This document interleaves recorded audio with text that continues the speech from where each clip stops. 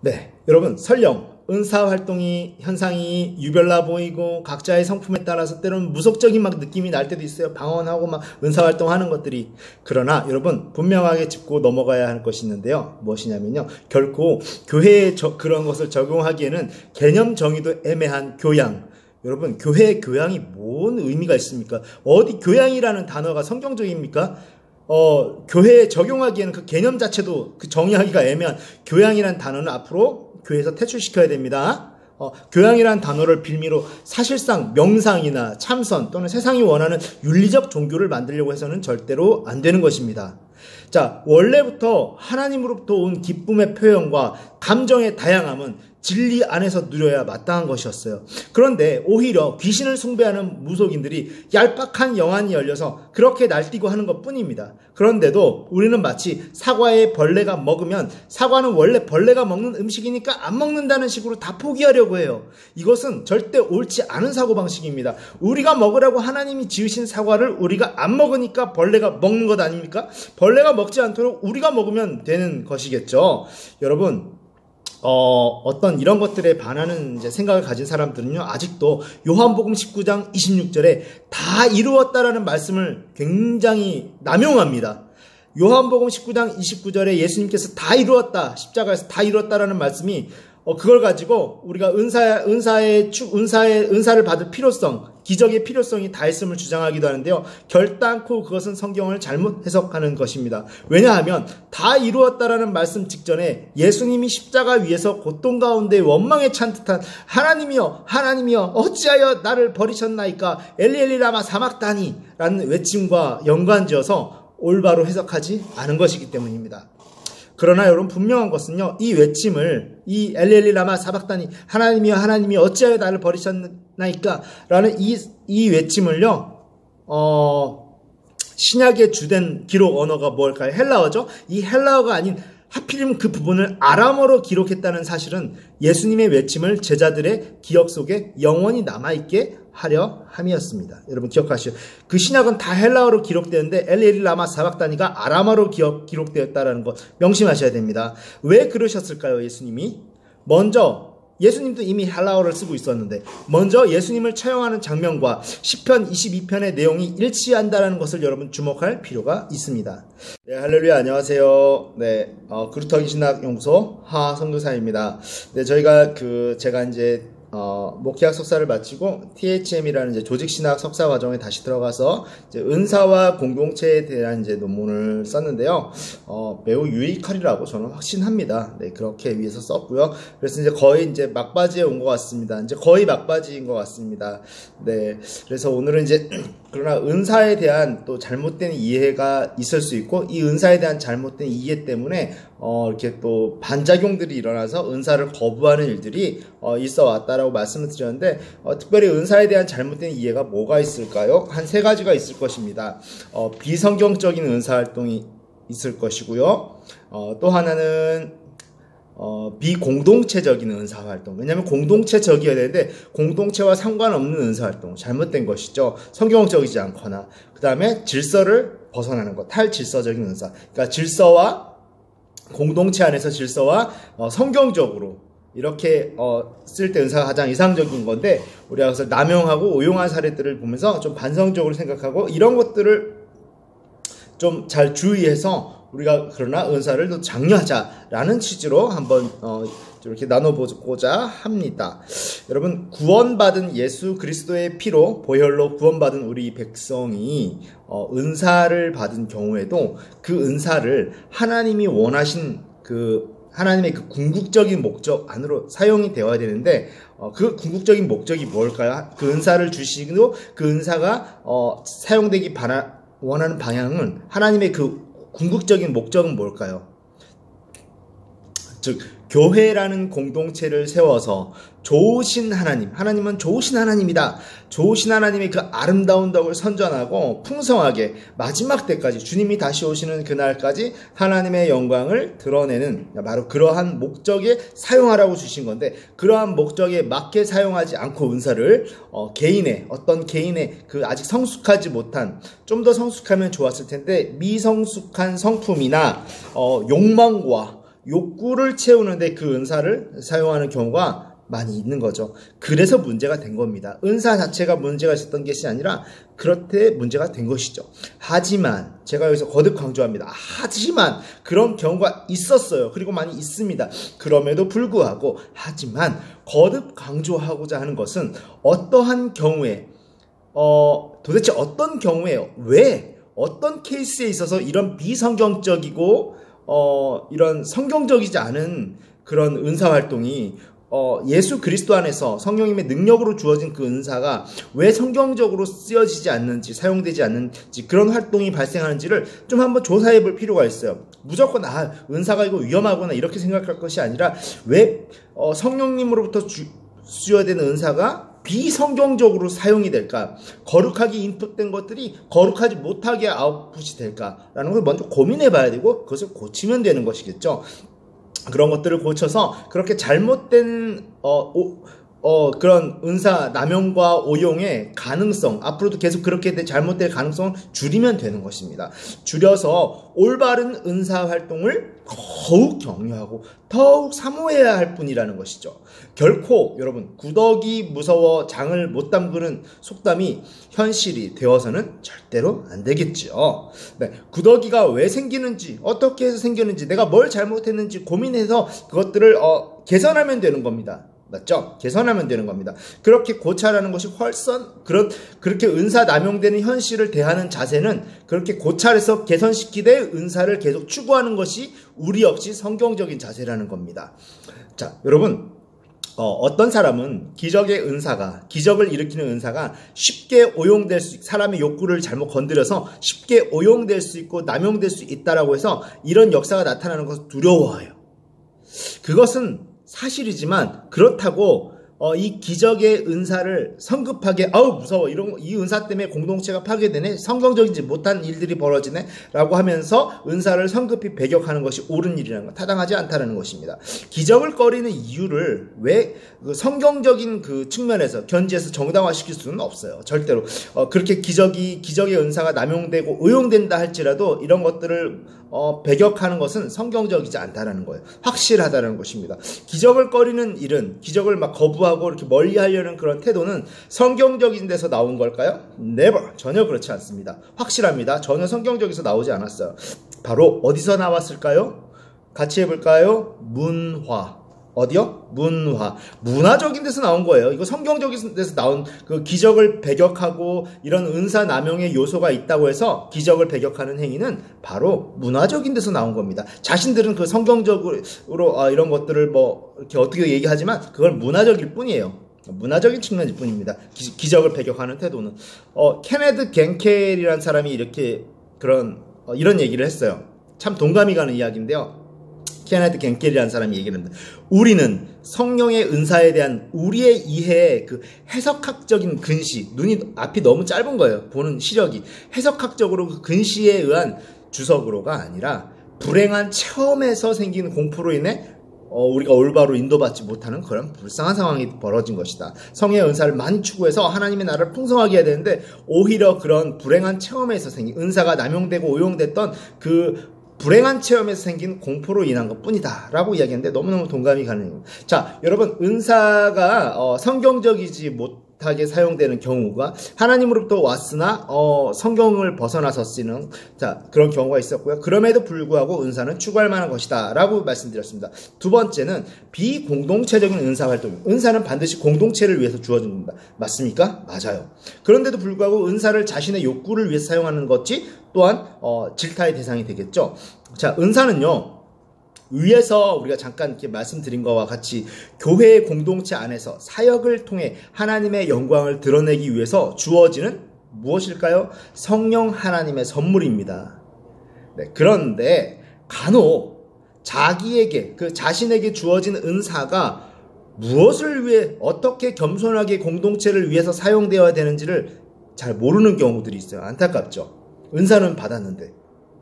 그래서 그 은사를 개인의 영향력과 영향력을 과시하고 정욕을 위해서 남용하는 경우, 남을 조종하기 위해서 쓰는 경우가 발생합니다. 이것은 결코 공동체를 위한 것이 아니죠. 마치 교주가 된 것처럼 자기 자신을 위해서 이 은사를 초능력처럼 사용하는 경우, 그렇게 표현하는 경우 아주 잘못된 거죠. 자, 물론 이러한 경우에요, 당연히 하나님의 긍휼하시고 오래 참으시는 성품으로 인하여 즉각적으로 그 사람의 성령 하나님의 임재가 떠나시지는 않는 것 같아요. 그런 않는 경우가 더 많아요. 그래도 하나님이 참아 보시려고 하고 이 사람을 성숙시키시려고 하는, 기다려주는 경우가 많다라고 보여집니다.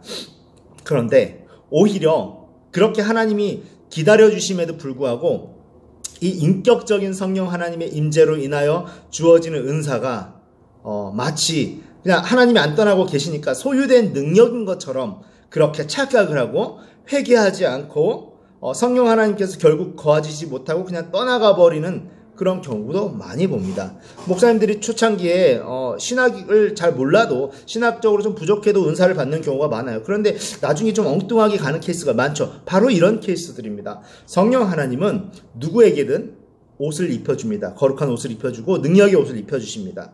그러나 삼손에게서도 떠나면 하나님이 주권적으로 떠나시는 것과 마찬가지로 그 어떤 단순하게 그 사람이 한번 돈 주고 산 것처럼 소유하는 의복처럼 옷처럼 그 누구의 영원하고 항구적인 복장으로 전락하시는 분은 아니세요. 그런데 그런 것들을 오해한 것이죠. 여러분, 그런 것들을 겸손하게 잘 우리가 염두에 두고 기억하고 은사를 추구한다라면 문제가 없을 거라고 봅니다. 자, 예를 하나 들을게요. 처음에 성경에 대해서 상대적으로 좀 더 모르고 공부를 하지 못하는 경우가 있을 수 있겠죠. 그러한 사람이 그래도 기도한 거예요. 그런데 은혜 가운데 은사를 받았어요. 그리고 또 목사가 됩니다. 그런데 말씀을 또 가까이 하지 않고 성경 연구를 가까이 하지 않아요. 그리고 개척한 교회를 자신의 욕구대로 그냥 자신의 이익을 위해서 사용하게 케이스도 종종 있죠. 그러면서 그 은사 활동이 교회 공동체 안에서 하나님의 영광이라는 목적과는 상관이 없이 없어지는 경우를 많이 보게 되는 것 역시 사실입니다. 모든 목사님이 다 그렇다는 얘기는 절대 아닙니다. 참으로 안타까운 일이죠. 그러므로 인해서 수반되는 이런 부정적인 파급 효과가 얼마나 많은지 모릅니다. 자, 그런 은사 사역자에게 그렇게 무너지고 은사를 어떻게 활용해야 될지 신학적 연구조차 하지 않고 그냥 자기 마음대로 쓰려다가 자기 욕정에 휘둘리는 그런 은사 사역자, 은사 목회자에게 실망한 성도나 그리고 또 다른 목회자들이라 불리는 지도자는 아예 겁을 먹습니다. 아예 그런 어떤 잘못된 원인의 결과를 추론하는 논리적 오류를 범합니다.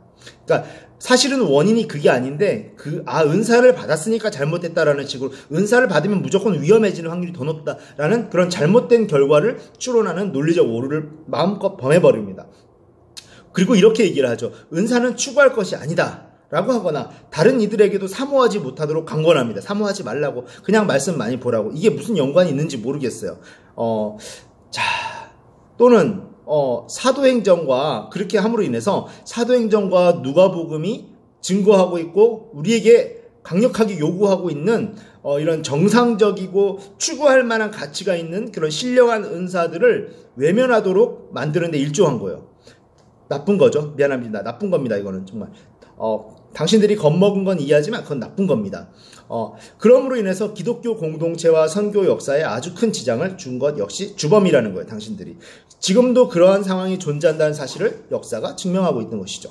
자, 우리는 여전히 은사를 사모하되 구원받음으로 인해서 이미 주어진 온전한 거룩, 우리 한번 같이 저랑 한번 얘기해 볼까요? 이미 주어진 온전한 거룩. 한번 더 해볼까요? 이미 주어진 온전한 거룩.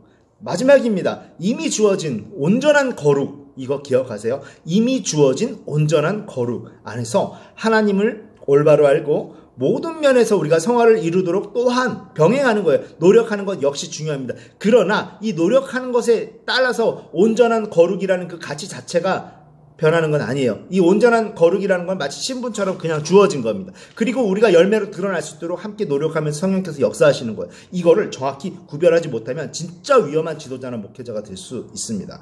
자, 이것이 은사를 받는데 당연히 전제 조건은 아닙니다. 우리가 이렇게 노력하는 것은 중요하다고 말씀드렸지만 성화를 위해서 하나님을 닮아가도록 노력하는 것이 은사를 받는데 전제 조건은 아니라는 겁니다. 하나님을 닮으려고 노력하는 이 행위가 은사를 받는데 전제 조건이 아니라는 것 꼭 기억해 주셨으면 좋겠습니다. 자, 이렇게 은사는 너무너무 중요하고 너무너무 추구할 만한 것임에도 불구하고 성경적이지 못하게 아웃풋하고 남발하고 남용하고, 두 번째는 공동체가 아니라 자기의 이익을 위해 썼습니다. 마지막 세 번째는 뭘까요? 질서를 그냥 벗어나 버립니다. 공동체는 질서 안에서 움직일 수 있도록 되어 있는 것입니다. 성경적으로 그렇고요. 자, 그리고 이 공동체적이지 않은 이 은사활동과 더불어서 이 교회 공동체 안에서 질서를 무너뜨리는 은사활동에 관해서도 우리가 좀 조심스럽게나마 접근해봐야 됩니다. 왜냐하면 그런 탈질서적인 은사활동이 대부분 이렇게 또 쉽게 정의를 해버려요. 악한 영의 역사라고 정죄해버립니다. 은사를 받아서 질서에 맞지 않게 쓰는 거는 이 사람이 자유의지로 잘못된 거는 맞아요. 그런데 악한 영에 의한 겁니까? 꼭 그렇게 볼 수는 없어요. 그런데 은사를 받으니까 저건 은사가 아니라 악한 영의 소행이다. 왜냐하면 질서는 중요한 건데 질서를 무너뜨렸으니까 악한 영. 아니에요. 하나님으로부터 왔지만 우리가 자유의지적으로 질서를 잘못 사용한다라면 그걸 악한 영으로만 볼 수는 없습니다. 여러분 그거 구별하셔야 돼요. 너무 쉽게 이분법적으로만 생각하려고 하는 것은 진짜 교회를 무너뜨릴 수 있습니다. 정확하게 구별하셨으면 좋겠어요. 자, 이런 탈질서적인 활동이 무조건 악한 영의 역사는 아닙니다. 그런데 악한 영의 역사라고 정죄해버리면서 은사에 나타나는 것 자체를 배척하는데 또 일조를 합니다. 이런 방식은 흑백 논리이고, 이런 흑백 논리는 정말 무리가 있고 문제가 있습니다. 그 나타나는 은사가 대부분 분명히 우리의 어떠함과 우리의 성숙도와 상관없이, 우리의 성화가 얼만큼 됐는지와 상관없이 하나님의 크신 은혜로 인해서 그냥 이미 주어진 온전한 거룩 안에서 교회를 세우기 위하여 주어졌음에도 불구하고, 특히 어떤 교만과 상처로 인해서 그 은사를 받은 사람이 질서를 무너뜨리는 경우가 많았던 것도 사실입니다. 안 그런 분도 많으시지만 우리는 특히 목회자들이 거기에 스트레스를 받았겠죠. 그래도 목회자들 그렇게 생각하면 안 되는 거예요. 제가 분명히 얘기합니다. 우리는 그런 좀 상황들을 조금 더 정확하게 냉정하게 고민해 볼 필요가 있어요. 교회 공동체를 위해서. 그래서 또다시 무질서한 결과만을 보고, 특히 목회자들 평신도가 은사활동을 하면 교회의 질서가 무너진다는 식의 그런 이상한 가설과 논리를 세우기보다는 무엇 때문에 질서가 무너졌는가? 정말 평신도가 은사를 받은 게 잘못된 건가? 또는 미성숙한 사람은 은사를 받으면 안 되는데 받은 게 잘못된 건가? 아니에요. 정말 무엇 때문에 질서가 무너졌으며 어떻게 고쳐나갈지에 대해서 고민하고 공부해야 돼요. 학문해야 됩니다. 자, 그럼으로 인해서 오히려 지금보다 더 질서 있게 온 교회의 은사활동을 장려하는 것이 더 맞다라는 것입니다. 그것이 성경적인 교회의 모습이라는 것입니다. 여러분, 그러기 위해서는 그 과정이 아플 수 있어요. 목회자들에게 특히. 그리고 공동체에게 아플 수 있습니다. 그런 사람들을 막 정죄하고 쫓아내는 건 되게 편합니다. 그런데 그 과정이 아프더라도 질서를 무너뜨리는 교만과 상처를 좀 들여다봐야 됩니다. 아무래도 이건 제 생각인데요. 한국이라는 동양의 정서는 좀 서양의 정서와는 조금 다른 면이 있다라고 보는 것이 맞을 것 같아요. 그렇게 보여집니다. 그것은 바로 어쩌면 우리의 좀 무속적이고 샤머니즘적인 종교관에서 이런 종교 지도자에 대한 지나친 숭상과 두려움이 미치는 영향이 적지 않은 것 같아요. 자, 그리하여서 한국에서는 목회자를 섬기는 것조차도 마치 하나님의 사람으로서 조금 더 예우를 표현하고 따르는 정도를 넘어서서, 그 정도까지만 하면 딱 좋은데 그냥 하나님의 사람으로서 목회자에게 조금 더 예우를 표현하는 것, 저는 맞다고 생각합니다. 저에게도 그렇게 하시는 게 맞아요. 그런데 이런 정도를 넘어서서 마치 하나님 섬기듯이 웃지 못할 우픈 상황으로 가는 이런 현실이 있어 온 것이 사실 이거는 정말 잘못된 겁니다. 목회자가 뭔데요? 그 이상도 이하가 아닙니다. 물론 존중하고 예우를 갖춰야 될 대상은 맞아요. 그런데 그 이상은 아니라는 겁니다. 또한 막상 그러한 분에 넘치는, 어쩌면 감당도 되지 않는 그런 섬김이 익숙해지는 이 나쁜 목회자들이, 나쁘다고 표현해서 죄송합니다. 제 입장입니다. 이건 나쁜 목회자들은 교만해지기도 했습니다. 그것이 결국은 부메랑이 되어 돌아온 거예요. 그래서 흔히 말해서 이 개념도 사실은 맞는지 모르겠지만 그러니까 지도자가 아닌 사람 부류죠. 이 비지도자라고 불리는 일반 성도 안에서 마치 이것은 참 선망의 대상인 계급 같은 개념으로 인식되어서 부러움이 되기도 했겠죠. 그래서 누군가 자신도 그런 은사를 평신도가 비지도자가 받으면 180도 달라지는 겁니다. 섬길 생각을 해야 되는데 그냥 180도 달라진 겁니다. 일단 교만해지고 보는 일들이 그냥 교만해지기부터 시작하는 거예요. 그런 일들이 교회 공동체 안에 있어온 것이 사실인 거죠. 이거는 다 목회자들 잘못입니다. 목회자들이 그렇게 하지 않고 겸손한 마음으로 자기에게 주어진 은사들을 섬기거나 또는 성도들을 섬기고 그 규칙과 규율과 성경 공부를 제대로 시켜서 이런 것들을 했다라면 그 안에 질서는 무너질 수가 없는데 다 지도자들 탓입니다. 제가 목회자들 너무 깐다고요? 사실이잖아요. 사실을 뭐 아니라고 합니까? 사실인 건 사실인 거지. 그냥 반성하면 되는 거예요. 기분 나빠도 반성하세요. 반성합시다. 네, 저도 반성할게요. 자, 참 열 안 받기로 했는데 이 목회자들에 관한 것 나오면 제가 네. 자, 그러다 보니 어쨌든 뭐 교회를 이끌어가는 목회자들 역시 뭐 어쩌겠습니까? 어찌 되었든 교회는 지켜야겠고 반대로 은사 받은 성도는 목회자와 대결 구도를 형성하면서 한 몸으로서의 한 지체로서의 기능적 질서가 그냥 무시되는 그런 상황에서 결국 목회자는 그러니까 자기 어떤 그 제도상 목회자로 인정받은 그 자기 외에는 은사 받는 것을 허락하지 않아요. 그리고 그것은 뭔가 악한 영의 소행이고 어떻게 목회자가 아닌 사람이 은사를 받냐는 식으로 말도 안 되고 시도 안 되고 성경에도 말도 시도 안 되는 그런 잘못된 것을 가르칩니다. 공포합니다. 그래야 편하니까 자기가. 그래 진짜 나쁘다고 하는 거예요. 성경적이지 않은 거 가르쳤으니까. 자기 편하려고. 자, 그저 목회자 자신의 그 지시에 순종하면서 은사를 더 이상 사모하지 말고 나 하나면 충분하니까 차라리 그냥 너에게 혹시라도 은사가 주어지는 것을 과분하게 여겨라. 그러면서 목회자의 그 전지전능 올마이티 하려는 사역에 존경을 표해라. 그게 너희가 할 일이다. 라고 가르치면서 그렇게 거기에 만족할 수 있는 굉장히 수동적인 거예요. 자, 좀 이렇게 능동적이지 않고 수동적인, 그냥 끌려 따라오는 청중 같은 성도만을 그냥 아끼고 그렇게 배출하려고 만들어가는 것이 현재의 현실이었던 것이죠. 제 말이 틀리다고 생각하시나요? 한번 여러분 잘 교회들을 보세요. 이 말이 맞는지 틀리는지. 물론 모든 면에서 직분자 간에 우리가 좀 조율해야 될 부분이 많이 있습니다. 우리가 한계를 가진 인간이기 때문에 우리의 유한성을 잘 아름답게 하기 위해서는 서로에게 직분의 그런 조율해야 될 부분이 있어요. 피아노 조율하듯이. 자, 이 부분에서는 어쨌거나 1차적으로 우리가 일반 성도가 교회의 몸을 구성함에도 불구하고 잘못된 은사관을 소유함으로 인해서 겸손하지 않고 일반 성도가 주어지는 은사를 오용하고 남용할 수도 있겠죠. 그래서 마치 막 하늘 풀듯이 벼락 출세를 하는 자세로 막 갑자기 교만해져서 그런 자세로 일관하면서 막 그냥 교회라는 몸은 막 어찌 되는 상관 안 하고 자기 그런 은사 받은 사람이 막 그 성도가 질서를 무너뜨리려는 자세는 뭐 반드시 지적이 되어야 되겠죠. 그러나 1차적인 책임이 누구에게 있습니까? 목회자에게 있다는 말입니다. 다시 말하자면 우리는 가끔 그 은사가 하나님으로부터 온 것인지 아닌지를 분별하려고 시도했죠. 그래가지고 이건 하나님으로부터 온 게 아니야. 왜? 너 하는 거 보니까 하나님으로부터 온 게 아니야. 이게 바로 잘못된 원인으로부터 결과를 추론하는 거예요. 논리적으로 옳지 않아요. 성령으로부터 왔어도 내가 잘못 활용할 수 있잖아요. 그러니까 그 원인을 잘못 찾아야 되는데 원인을 은사를 받았던 거, 영적 현상이 열린 거, 거기서 찾은 게 잘못된 것이라는 겁니다. 그런 시도를 하지 말고 그것보다 중요한 것은 하나님으로부터 온 은사라는 전제를 깔고 교회의 목적에 맞게 사용되는가 아닌가를 먼저 구별을 하면 돼요. 그래서 네가 은사를 받을 수는 있지만 이것이 목적에 사용되지 않았다라는 질책은 할 수 있겠죠. 네, 그런 정도의 그런 룰과 분위기가 갖춰져야지 될 것입니다.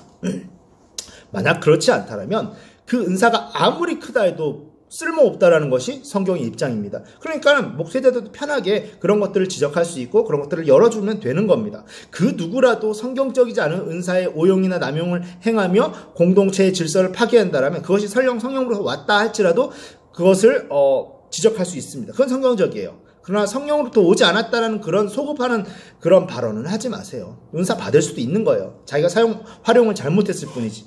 자, 그렇게 그러면서 또 직분에 따른 목회자의 지적과 치리를 인정하지 않고 나타나는 그런 은사의 표징, 그런 증거로만 권위를 내세우는 것은 받아들여질 수 없어요. 성경적이지 않거든요. 은사가 나타난다고 해서 그 사람이 지도력이 있는 건 아니에요. 성경은 은사가 나타난다고 해서 그 공동체에서 지도력을 인정하지 않습니다. 이런 것만 얼마나 가르쳐도 목회자들 편해요. 근데 자기 자신부터가 잘못됐으니까 그렇게 이제 두려워하는 거죠. 은사 나타나도 그건 지도력이 아닙니다. 여러분 인정하세요. 은사가 나타난다고 해서 지도력이 아니다. 은사를 무조건 두려워하지 말자라는 것입니다.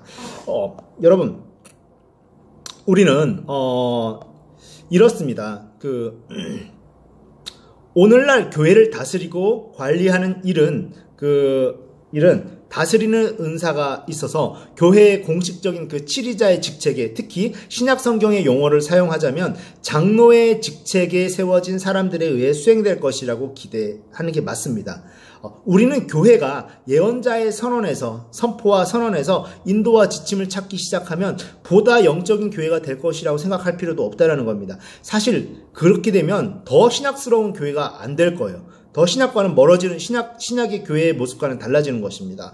자, 그보다 치리와 어떤 지식으로 하는 지식은 바르게 선출된 교회에 훈련받은 직책 담당자들이 일반적으로 전체 교회의 집단적인 지혜를 고려하고 교회 전체의 동의와 지지를 얻어 행동하면서 독단적이면 안 돼요. 그들의 성숙한 판단을 통해서 함께 지도력을 이끌어가면서 이루어져야 되는 게 맞습니다. 어떤 교회 지도자들은 다른 은사들과 함께 예언의 은사를 가졌을 수도 있어요. 그러나 예언의 은사 그 자체가 그들에게 교회를 지도할 자격을 주는 것은 아니라고 아까도 말씀드렸죠. 그것은 디모데전서 3장 1절에서 3절, 디도서 1장 5절에서 9절 같은 본문들에 이미 요약되어 있는 바입니다. 그거는 고려할 가치도 없는 내용이다라고. 네.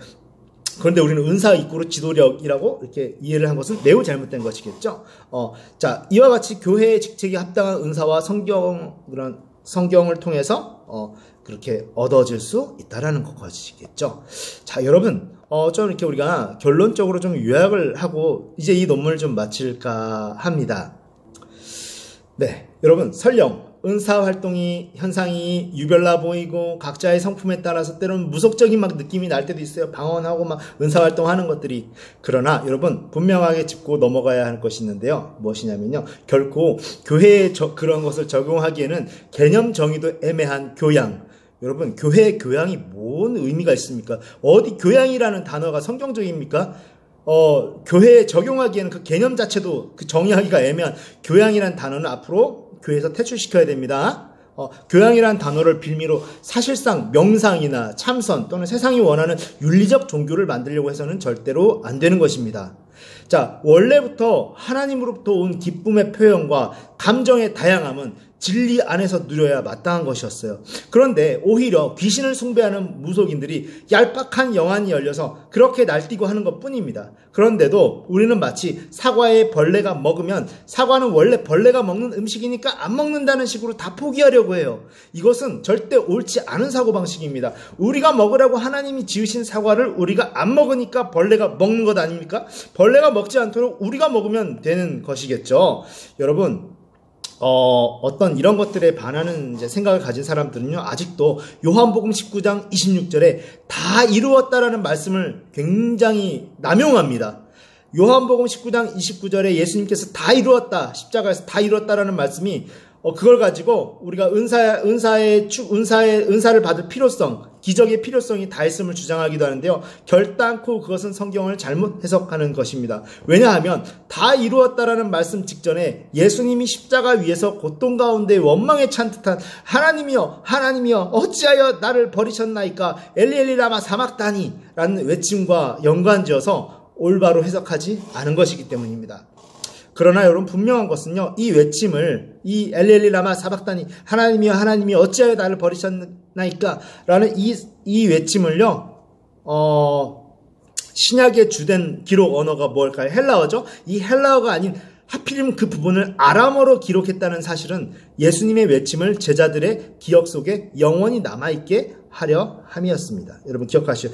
그 신약은 다 헬라어로 기록되는데 엘리 라마 사박다니가 아람어로 기록되었다는 것 명심하셔야 됩니다. 왜 그러셨을까요? 예수님이 먼저 예수님도 이미 헬라어를 쓰고 있었는데 먼저 예수님을 처형하는 장면과 시편 22편의 내용이 일치한다는 것을 여러분 주목할 필요가 있습니다.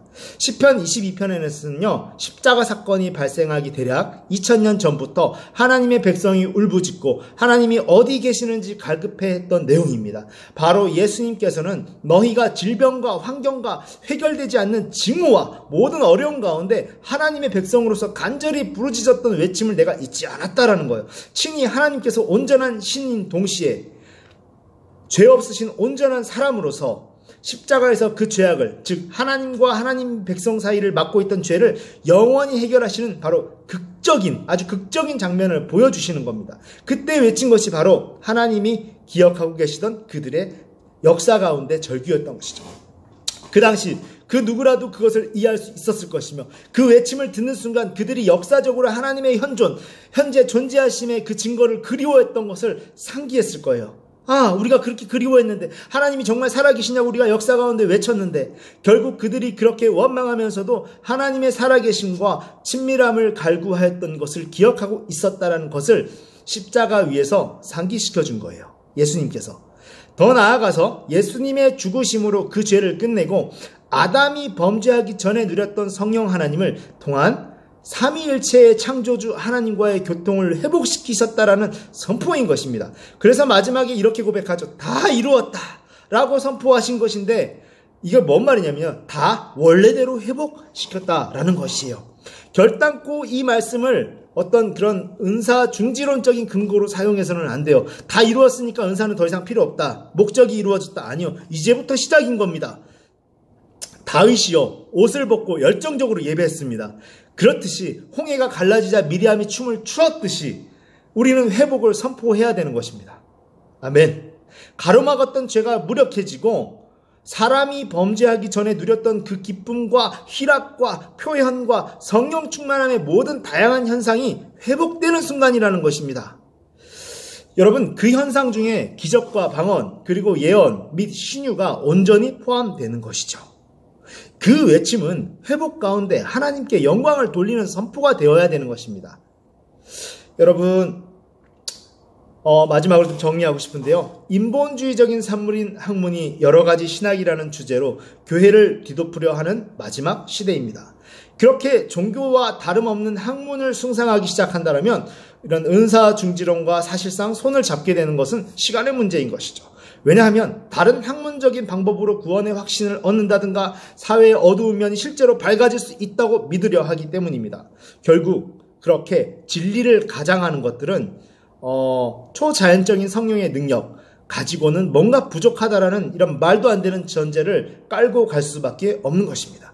자칫 그러한 진리가 아닌 사술에 어떤 우상에게 절하고 막 어떤 그런 주문을 외우는 걸 사술이라고 합니다. 사술에 기독교가 조금이라도 발을 들였다면 이제라도 돌이켜야만 합니다. 그래서 교회가 포기했죠. 포기함으로써 잃어버린 사도적 리더십.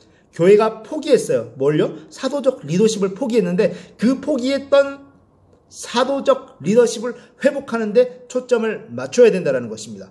여러분, 그렇게 되기를 소망하며 논문을 마치고자 합니다. 수고하셨습니다. 다음 이 시간에는